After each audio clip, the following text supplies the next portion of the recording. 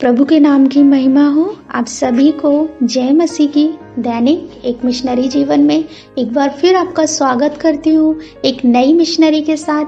आज की मिशनरी में हम बात करेंगे मार्टिन लूथर किंग जूनियर के बारे में। इनका जन्म 15 जनवरी 1929 ईस्वी में हुआ। इनकी मृत्यु 4 अप्रैल 1968 ईस्वी में हुई। शहर अटलांटा जॉर्जिया। देश अमेरिका। दर्शन अमेरिका।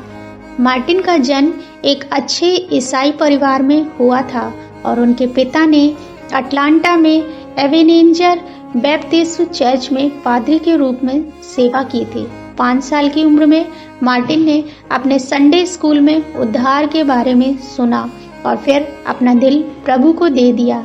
हालांकि अपने कॉलेज के दौरान उन्होंने संदेह के दौर से गुजरे और ईसाई धर्म को एक कल्पित कथा समझा, लेकिन अपने दोस्तों के समझाने पर उन्होंने बाइबल में एक कोर्स किया जिसमें बाइबल की गहरी सच्चाइयों की खोज की, जिससे उनका संशयी मन शांत हो गया।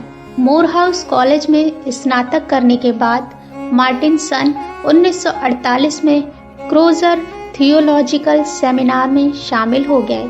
इसके बाद उन्होंने बोस्टन विश्वविद्यालय से थियोलॉजी में डायरेक्टर की उपाधि प्राप्त की। मार्टिन ने अपने कॉलेज के दिनों से ही सेवकाई करना शुरू कर दिया था। सन 1954 में मोंटगोमरी के Martin Dexter Avenue Baptist church के पादरी बन गए। वे एक समझदार और समर्पित पादरी थे जिन्होंने अपने आध्यात्मिक ज्ञान से कई लोगों के जीवन को बदल दिया। उन्होंने गलीशियाओं के सदस्यों को परमेश्वर को पहला स्थान देने और एक व्यवहारिक ईसाई जीवन जीने की शिक्षा दी। वे एक सख्त प्रचारक थे और आवश्यकता पड़ने पर साथी विश्वासियों और अधिकारियों को सही करने के लिए कभी पीछे नहीं हटते थे। इसलिए उन्हें विरोध और वित्तीय असुरक्षा का सामना करना पड़ा।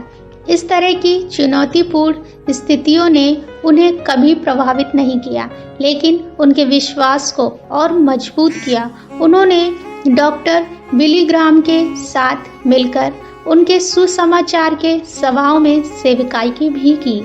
मार्टिन का मानना था कि ईसाईयत को समाज में बदलाव लाना चाहिए।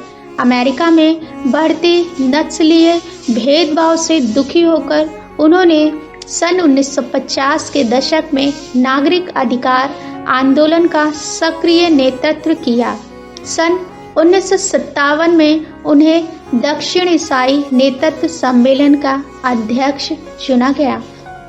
उनके विरोध प्रदर्शन शांतिपूर्ण थे और उनके भाषण अक्सर यीशु की शिक्षाओं का सार थे।